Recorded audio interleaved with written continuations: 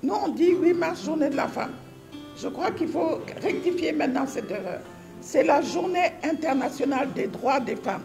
Parce qu'il faut réfléchir, faire le point, s'arrêter un moment et dire qu'est-ce que nous avons obtenu, comment nous l'avons obtenu et en faire l'évaluation.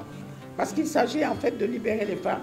Il ne s'agit pas seulement d'avoir des petits droits. Mon discours n'est pas négativiste du coup, mais je dis qu'on aurait pu faire mieux s'il y avait une volonté politique. Il ne faut pas se faire d'illusions, de penser que c'est des petites actions qui vont changer le cours des choses.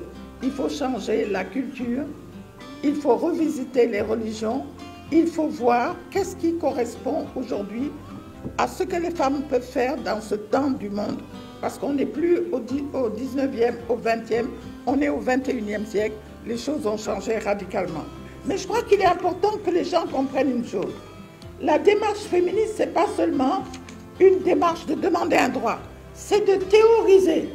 C'est de théoriser le patriarcat comme un système de pouvoir politique qui assume et qui organise la domination de ce qu'on pourrait appeler des hommes ou de la gente masculine sur les femmes.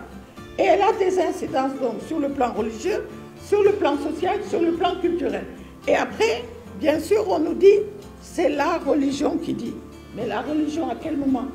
Il y a encore des mariages forcés, il y a encore des mariages de jeunes filles, on a encore des mariages précoces, on a encore des difficultés à avoir accès à la contraception.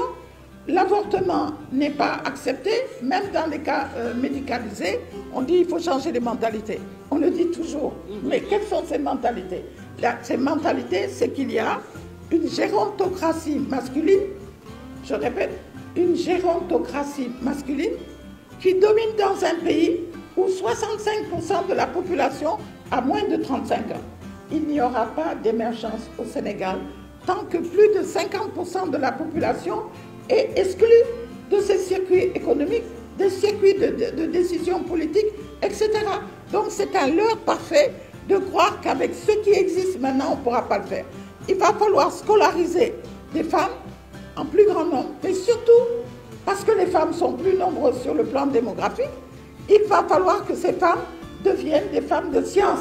Et c'est en ce sens que j'adhère parfaitement au choix des Nations Unies de faire de cette année le thème de l'égalité autour des générations. Il y a 25 ans, on était à Beijing. Et à Beijing, on était persuadés, après avoir vécu Mexico, Copenhague et Nairobi, que Beijing, c'était l'éclosion, parce qu'effectivement, Beijing a été le plus loin possible en termes de demande pour les droits des femmes, en termes de demande pour la participation politique des femmes. Mais les choses, on s'est calmé un peu, on s'est endormi, et 25 ans après, je me dis toujours, mais c'est pas possible. Tout ce qui a été dit est fait. On n'entend parler que quand il y a un buzz.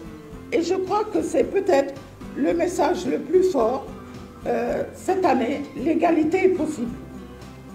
Mais c'est un processus historique. Bon, moi, je pense que je fais partie des gens qui ne verront peut-être pas ça. Mais l'égalité peut se vivre individuellement.